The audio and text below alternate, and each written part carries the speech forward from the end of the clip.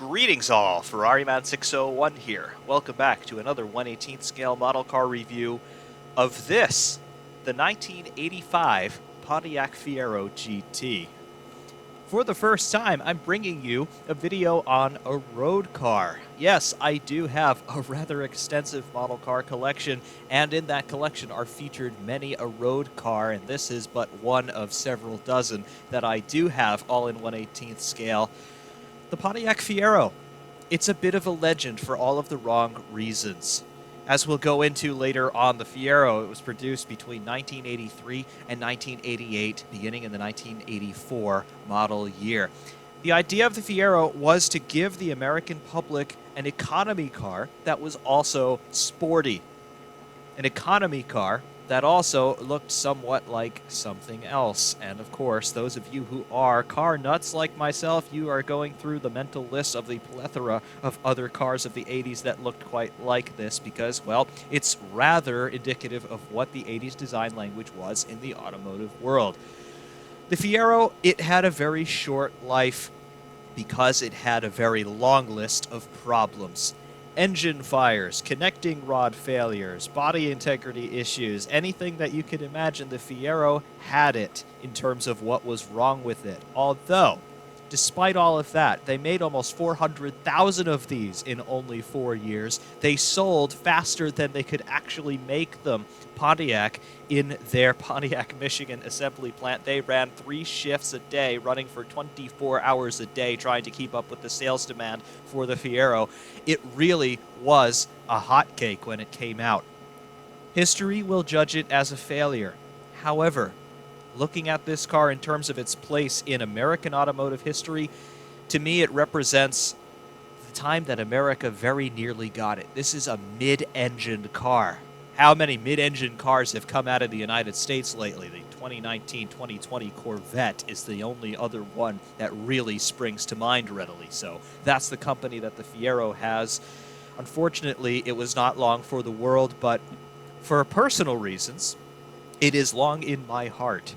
Yes, a very, very young Ferrari-Man 601 had some time with the Pontiac Fiero, and he was even on fire in one once upon a time. And of course, we'll get into that story later on. This model here, though, in 1/18th scale by Ertl Road Signature, definitely it represents the best that we have in terms of what we can get in consumer-level Pontiac Fiero models. The 85 GT, not really representative of the extremely early 84 cars or the extremely late 87 and 88 cars. But it's a Pontiac Fiero, and if you want a model of one, this is about all you can get on the consumer market. So sit back, relax, don't buckle your seatbelts too tight because you might have to jump out, but let's take a look at the 1985 Pontiac Fiero in 1/18th scale. Now, I really do have a thing for 80s cars. For me, the 80s in the automotive world, it was really the last of what I think nowadays we would call the purest traditional type of car. In other words, technology that was entirely analog. Technology that when you opened up the bonnet or hood, depending on which part of the world you're from, you saw things that you could recognize. You saw something that you could interface with in an intuitive sort of manner. You didn't see acres of plastic underneath the bodywork. You didn't see somebody's manufacturer logo there instead of a carburetor or an air intake plenum or anything like that. These were still the days when cars were cars, when technology was not so crazy to the point where you needed to be an engineer to work on things. For me, the 80s are that nexus of the old and the new. Computer technology was starting to become miniaturized in the 80s. Of course, in the consumer world of personal electronics, personal computers became a thing in the early 1980s. Of course, you also had products like the Sony Walkman, for example, being able to take cassettes with you, and then later on, compact discs with you. Yes, for those of you born after the year 2001, we used to have music on things called cassettes that used film inside. That film had magnetic particles on it. That encoded the audio information for your music. We didn't just go up to iTunes or the Android or Google Play Store and download songs that we wanted. We had them on a physical medium, as in a cassette or a CD. Or if you're a little bit older than me, you'll remember 8 tracks and even, gasp, vinyl records. Yes. So the 1980s were when all of that started to go the way of the dodo bird and we started to become digitized. And of course, now in 2019, this video is being shot on a camera that is capturing all of its video and audio digitally. There is no physical anything that represents the corpus of work for not only this video, but for anything that is on Ferrari Man 601, or I would venture to say almost anything on YouTube. Everything is now digital. You cannot physically hold anything in your hand anymore in many ways. And to me, it's a little bit scary, even though I am very much a product of the 90s and 2000s in terms of when I grew up. I still do like the idea of having something tangible that represents the information that you possess. So again, perhaps I'm a little bit of an older soul in that regard. But the Pontiac Fiero, also in this era of technology going crazy, we had cars going a little bit crazy. Taking a look at this thing with modern eyes, it looks quite obtuse, to say the least. However, this is what the 80s were, at very least in domestic, as in US car design. We had chiseled edges, very sharp angles. As you can see here, basically every surface on this car is at some flavor of a right angle, basically. We have that very sharp nose tip on this car coming to a point there laterally in the center there underneath the Pontiac logo. As we go across the front section of this car, we have that very steeply raked A-pillar for where the windscreen is. The B-pillar is kind of non-existent because there's no rear section on this car in terms of a back seat, and you can see the rear balance there with the tail light bar and then that very chiseled angle at the very rear of the car where it terminates. That was the design language overall of the 1980s automotive world, and quite honestly, I do very much like the overall aesthetic. Was it the best, aerodynamically speaking? No, of course it wasn't. Whenever you have very severe angles like that, you're going to be generating turbulence, drag, and also, if you take a look closely at the nose of this car, you can also very easily see the potential for aerodynamic lift, which actually was a problem on some earlier Fiero models. However, by this point, 1985, we had ourselves some revisions already going on with the body styles on these cars. Speaking of the revisions which happened to these cars, well, we had quite a few of them. The early Fieros, in other words, the ones produced in 1983 and 1984, all in the 1984 model year, they were a little bit infamous because they used to catch fire. And in fact, engine fires were such a widely reported phenomenon with these cars that there was a bit of a misnomer that the word Fiero actually meant fire. No, Fiero in Italian means proud, and Fiero in Spanish actually means fierce, in the sense of being cruel. So there's your correct translation of this name. Perhaps the better name of this car would have been the Pontiac Fierce, but there's your etymological lesson for the day.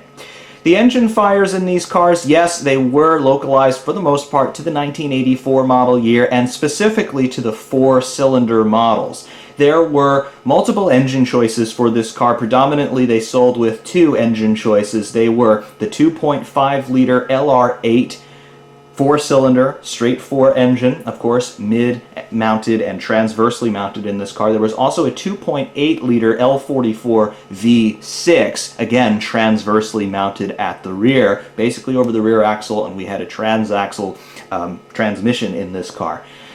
The 4-cylinder engines, the 151 cubic inch cars, I do remember hearing about that 151 engine. Well, they had engine problems. They had problems with the serpentine belts. They were a little bit too thin and they would break, which would mean that not only did you lose your alternator, but you also lost your water pump. And when you lost the water pump, you got overheating very, very quickly, which would then lead to blown hoses, and then you would have, of course, antifreeze is usually ethylene glycol. It is a rather flammable substance, and when that hits a hot engine, things go up in smoke pretty quickly. So that was the fate of many of those early Fieros.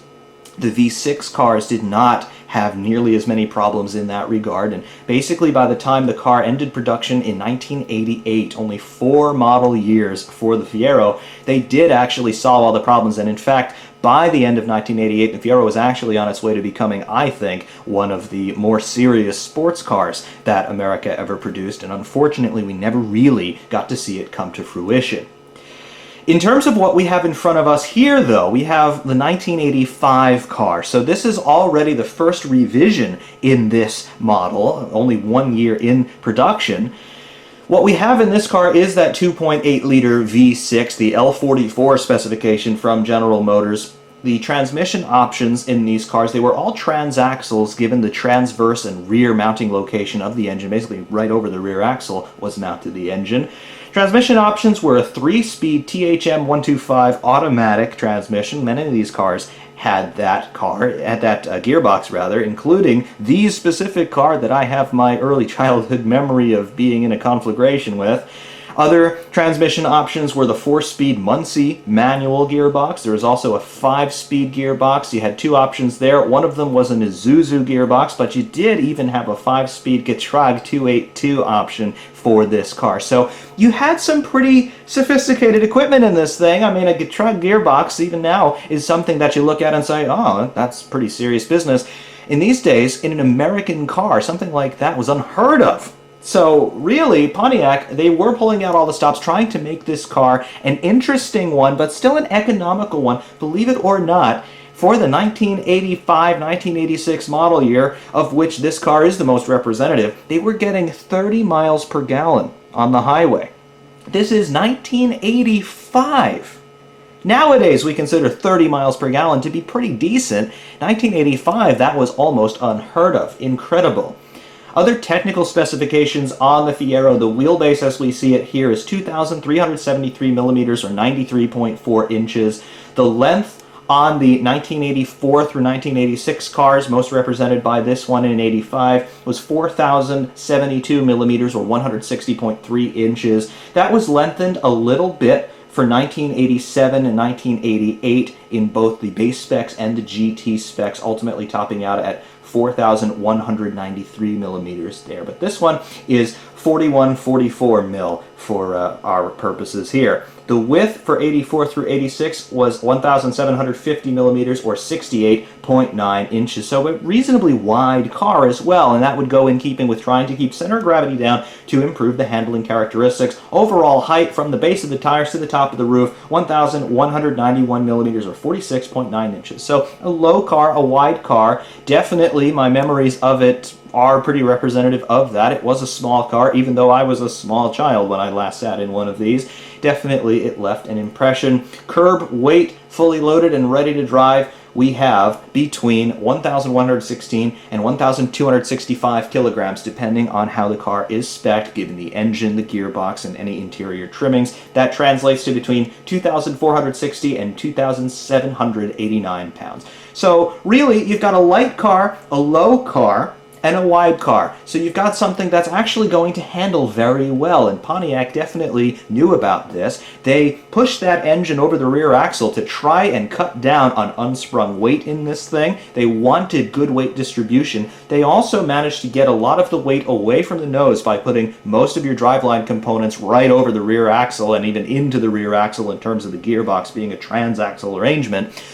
The front end of this car has basically nothing in it. There was an auxiliary coolant reservoir in there. There is a washer bottle for the windscreen wipers, and there was a little section there on the T-top models where you had the removable glass panel for the sunroof up top where you could stow that. Otherwise, just luggage stowage and a spare tire. So none of your weight was up front, it was all at the back, made the car a little bit tail happy, but it also obviated the need for power steering. So the Fieros did not have power steering, although because these cars have since become quite popular with kit car builders and customizers, because let's face it, the styling cues do look very reminiscent of other cars like the Corvette, Firebird, and even some Ferraris of the era. Yes, the Ferrari 308, for example. Yeah, this would definitely make you look twice. Therefore, this car is very popular even today with the customizing community. A lot of people have added electric power steering to these as well, just to make them a little bit more streetable for modern eyes. However, in the period, even though this car was only built for 4 years, Pontiac built 370,168 of these.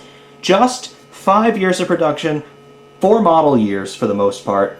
In the same amount of time, Toyota and their very similar MR2, the Fiero was first, they only sold 163,000 over those same 5 calendar years. So we've got ourselves a very well-performing car in terms of sales numbers, and I do very much lament the fact that the Fiero did not live for too long, because it could have become one of the most legendary American sleeper cars of all time. Now, before we get into looking at this car for the sake of being the model that it is, I know that some of you are probably somewhat interested in my little anecdote about my personal experience with the Fiero. Well, my mother had one of these as her primary and only car in the late 80s and early 90s. She actually received it as an 18th birthday gift from her parents, my grandparents, of course. And, well, she drove it as her daily driver. It was the first car that she ever really had. And for a first car, yeah, it was definitely really cool, and I certainly wish that I could have had something a little bit like this as my first car. My first car, for the record, was a 2002 Hyundai Accent GL, but her Fiero was a 1984. It was bright red. It had the removable roof panel there, which of course we talked about stowing in the front section there. It was a cool car. Unfortunately, it was the 3-speed automatic because, you know, manual transmissions are still devil's work in terms of what her perspectives remain to this day. But for what it was cool. Of course, being the 1984 car, it also meant that it had the ill-fated 151 4-cylinder engine, and yes, it was affected by 2 very infamous problems with that engine. One was the serpentine belt problem that we discussed earlier, but also it had issues with the connecting rods. Yes, a little bit of technical information for you. For those of you who don't know, piston engine works by a piston reciprocating up and down in a cylinder, and it is propelled by the explosive force of the combustion of injected fuel, and that reciprocating motion is turned into rotational motion via a connecting rod and a crankshaft, which link the crankshaft and the piston. The connecting rods on those 151 engines had a tendency to fail, and when an engine throws a rod, it is usually a catastrophic situation. If it's at high revolutions in particular, and a lot of people did really like to rev these engines out because they wanted to get a little bit more power, only about 100 horsepower or so from the initial versions of that 4-cylinder engine. So they were revving them to like 8, 9, 10,000 RPM, and these are road engines that are not designed to rev more than 5,000 RPM, so you can see the potential for failures. But even under normal service, just being driven normally, they had connecting rod failures. So that car had a rod failure at one time. The rod did not go through the block, so it was able to be rebuilt, obviously, and my grandfather actually rebuilt the engine in his garage for that particular extravaganza, so that was fun. Unfortunately, I don't remember that. I was too young, but it got back up and running. The day on which it finally bit the dust, though, I was about 3 years old, and it really forms one of my first cogent memories in terms of where I can actually recall specifics and tell you what things were and what they looked like, and it's actually the first cogent memory I have of anything automotive. We were doing pretty reasonable speed. I don't know exactly how fast we were going, but I doubt we were speeding, and I actually noticed something because this car, of course, only has 2 seats. I was sitting in the passenger seat, the right-hand seat, and I could see into the mirror there. And I looked in the mirror and I saw that we were trailing some whitish blue smoke out the back, and I turned over and I said, "Ma, I think we're on fire." So we pulled off at a rest area, and the last thing I remember is just me being carried away, and I'm looking back at this bright red Fiero, and there's a little bit of flame, but mostly there's just a bunch of steam and some blue smoke coming out the back, and it's just ticking its way cool, and I'm just thinking, is the fire department going to come now? So it was an interesting thing for a little kid to see, and one would think that such an experience may well turn me off from wanting to have anything to do with cars, but no, I look back now on that memory as one that's pretty interesting, and honestly, to have one of your earliest memories be of being on fire in a car, particularly one as cool as this, I think it's fitting. how things later turned out in terms of what I've done with cars and, of course, what I've done with this crazy YouTube idea of mine. So that's the story of being on fire in the Fiero. Perhaps not as dramatic as you were thinking, but that's what happened, and it's just a little anecdote that I will always have. Now, as for the model itself, this model is actually very old. I've had this one for well over 10 years. I would estimate that I've had it for closer to 15 years by this point. It is by Ertl in their Road Signature brand. It's not really a company or a brand that we hear of all that much anymore. I've got a couple other cars by this manufacturer, and they're not the greatest in terms of exquisite detail. We'll take a closer look at the paint a little bit later on. There are some paint flaws on the car, but I will say that it's held up very well over the years. These early road car models that I have, they were among the first model cars that I ever got, and when I started collecting, I was about 9 years old or so. So for me, they were more toys than they were showpieces. So this one has actually survived very well. There is no damage on it that wasn't present on the day that it came out of the box, and for the last decade or so, it's just been living on a shelf collecting dust, rather unfortunately. I've done my best to polish it up for this video, and I hope that it doesn't look too bad. But that's it, and that's the story of the model as far as I'm concerned. Now, quality-wise, feature-wise, what do we have? Well, as you might expect, it's in 1/18 scale, and in terms of sizes, proportions, shapes, everything looks reasonable enough, and I don't have any real-world analogs to compare this to, so it's not really something that I can definitively say it's accurate or not, but it looks representative of the Pontiac Fiero, and it's branded as such, and everything's in the right place, and it looks correct, so I'll say it's a reasonable replica. I've also never seen another company do a replica of a Fiero. I've seen a couple of custom-made models that people have built themselves, but I've never seen another mass-produced Fiero model, so to have this one is pretty cool. I do wish that we would get another version of this by another company, like an Auto Art, for example, or even something a little bit more upper crust like a CMC. But I doubt that they would waste their time with such an obscure subject as this. But for what it is, and again, it is representative of the only Fiero models that are available on the consumer market, I think it's pretty good. Let's take a look at some of its features. Stopping the rotation now and looking a little bit more closely, we do have doors that open up. The passenger and driver's doors both open, and the big hand comes in here and we swing that door open and you can see inside a bit, if we can get the light to fall correctly. You know, it's not bad. It's not bad. The dashboard there and the center console, it's a plate, plastic casting, but you can see the center stack with the air vents, with representations of the radio and climate controls and things like that. Of course, in the middle, you've got your gear lever. This would have been one of the 5-speed manual cars, we can pretend. And also, farther over to the passenger side, you have got the area where the glove box would be, and the passenger's air vent, and then, of course, looking down a little bit more, you've got the passenger's seat and the footwell. Again, I tried my best to clean that up.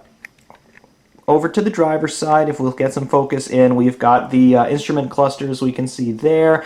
Very much an analog instrument panel on this car, a speedometer, a tachometer, and then of course you have got all of your idiot lights front and center, and they are flanking the thermostat, your water temperature anyway, as well as your fuel gauge, from what I recall of what the gauge cluster in this car looked like. Of course, the steering wheel, a reasonably large steering wheel given the era of this car. Remember, no power steering, so they went a little bit wider on the steering wheel, give the driver a little bit more leverage, but really didn't require very much effort from what I recall. Of course, I was far too young to drive when I had my hands on a Fiero, but I don't recall it being a particularly dramatic car to handle by any stretch of the imagination, but it is pretty cool nonetheless.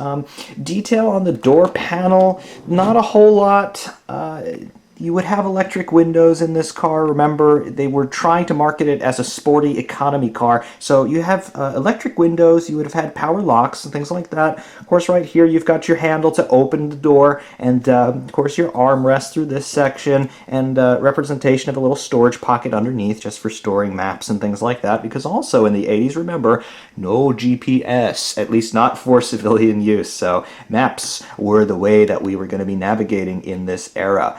Looking around the 3/4 panel view on this car, you can see the wheel arch there.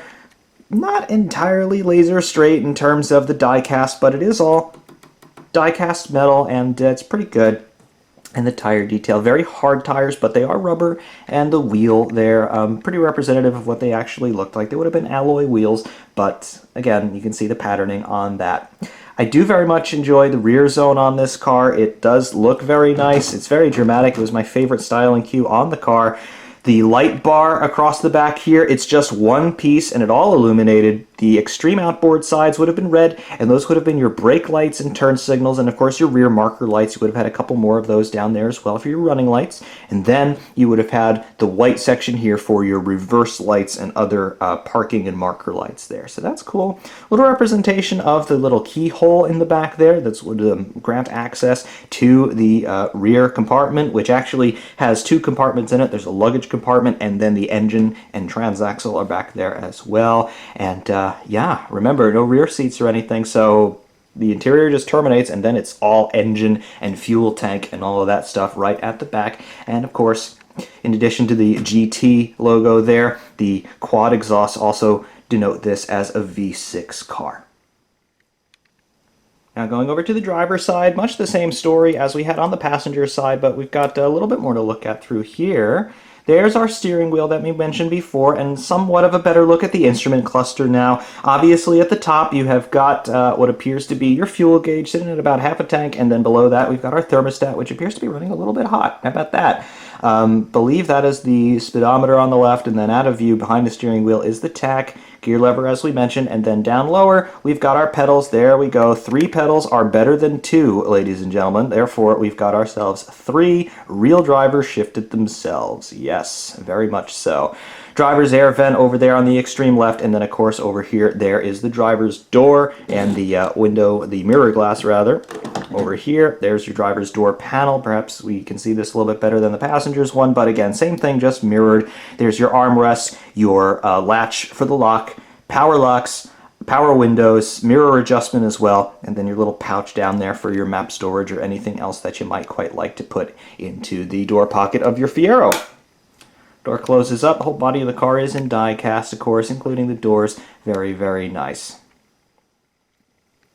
And now for the final piece of resistance, we can get into the engine compartment on this car. The front compartment does not open, unfortunately, on this model. There really wouldn't be a whole lot to see up there anyway. Again, you would have had a little bit of a storage area for some luggage or a spare tire, either or even for your top window glass there, which would have been removable on some models. Would have had an auxiliary coolant reservoir and a washer bottle for the windscreen wipers. Other than that, though, not a whole lot to see. What there is a lot to see, though, on this car is here at the rear. And first of all, I do very much like the geometries back here. There's the B-pillar, which on some later models, the 87 and 88 models, you see where the black triangular section there that's branded with GT, that actually was removed on the 87 and 88 cars, and that would have been actual glass in there to give the illusion of the interior being bigger, but of course it just looked over the engine bay there. So really nothing too dramatic there. Not missing much on an 85 car like this one, but underneath the rear, there we go. All right, and now you can see what I'm talking about in terms of there being 2 compartments back here. We've got, first of all, this deep well, which actually was big enough for a set of golf clubs, and I believe that was part of the design criteria that Pontiac had set up for this car. So you can just see the trailing edges of the rear wheel arches there inside that compartment, but it goes pretty deep, and that would have been where you'd have most of your everyday luggage storage in this car. And then immediately forward of that, you'll see that there would have been a rubber gasket around here just to insulate your luggage and whatnot so it didn't get too hot, because the engine is right in front of that. And there it is. Obviously, this is your V6 engine, and you can tell that by the fact that we have got 1, 2, 3, 4, 5, 6 intake plenum leads coming out of the primary air intake there through that hose. And there you go. It's your V-block 6-cylinder engine. Very cool to see that they put the Fiero branding on it. That was also on the real cars, and nice to see that they put that on this model as well. The engine itself sits reasonably high in the chassis, but because it's so far forward, even though it is, you know, technically a mid-engined car, the weight distribution is still pretty good, and the car doesn't weigh all that much to begin with. And of course, the higher mass components of the engine are down low. You're just seeing the tops of the valve covers right there. The really heavy components, your pistons, cotton rods, and crankshaft are down low. You can see here to the left of the intake plenum, there is your distributor. It would have been electronic ignition, but they had that distributor cover there anyway. You have some caps there for fluids. One of them would be oil, one of them would be coolant, probably the one that you see right here with the roughly hexagonal cap on it would have been for your coolant. Another one, perhaps you would have had a brake reservoir back here, but I also believe that your brake master cylinder and the fluid reservoir would have been up front underneath the front bodywork there. Would make more sense. Can't really see exhaust plumbing down here. And just because of the geometries that we get when we open up the rear compartment, it's difficult to get the camera up at that angle anyway. But your exhaust primaries, of course, would wrap around, and then they would go rearward underneath your luggage compartment there. Your first and second catalytic converters would be there, and then, of course, they would terminate in their terminal pipes out the rear valance there down low. Underneath, we can see, maybe, if we can get the light to work just so, you can see the transaxle there. So that's your combination clutch and bell housing around the flywheel, and then of course your gearbox and your differential would be on the axle, and then of course the drive goes out the back through the half shafts. It's very cool, and of course Pontiac does save a little bit of economy of space as far as the interior is concerned by not having to have drive shaft go through this car. So even though, if we go into the interior again, even though we do have ourselves quite a substantial tunnel in this car, it's basically non-functional in terms of housing components. Obviously, you've got your shift linkages and things like that, and some of your control linkages as well for the throttle and the clutch. But you don't have a gearbox through there. The gearbox also underneath the engine on the rear axle. So just the shift linkages going through, and then either your throttle cable would go back, and then your clutch cable would go back, or your hydraulic lines go into the clutch slave cylinder. Not sure if there was if it would have been a hydraulic clutch or a straight up steel tension clutch actuation on this car. I think it actually was a clutch cable that these cars had.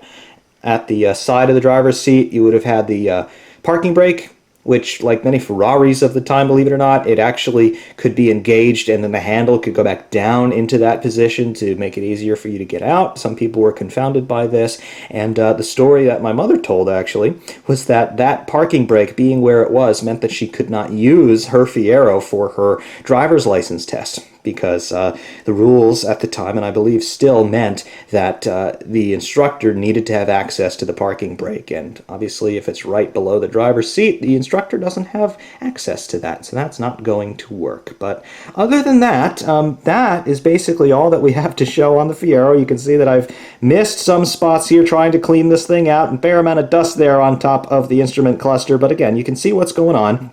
And really, that is what we've got on the Pontiac Fiero. And again, it's a really cool car. It's a car that we don't see very often at all anymore. As the years go by, I see fewer and fewer of these. And every year, because I see less of them, I get more and more nostalgic about them, because it's the first car that I remember, and it's the first car that I ever had any sort of personal connection with, really. And I don't know. Maybe someday, if I could find a decent runner, I'd very much like to have one of my own. But they're very few and far between now, even though they made almost 400,000 of them. The reliability really bit some of them hard, and a lot of them either burned or people messed around with them and they crashed, or they ended up being scrapped or sold off or whatever. But every now and again, I do still see one, and I instantly recognize what they are, and they are definitely one of my favorite cars of all time, despite their obscurity and despite the infamy that they appear to have marched into the 21st century carrying. Nobody seems to remember their good points, but I do, and I very much like them. Other details that we have on this in terms of being a model, well, you can see, I mentioned that the paint has some flaws in it, and we can see some of them right here on the driver's door. Nothing too dramatic, but you can see that we've got some bubbling there, just some really paint drips, I suppose we could call it.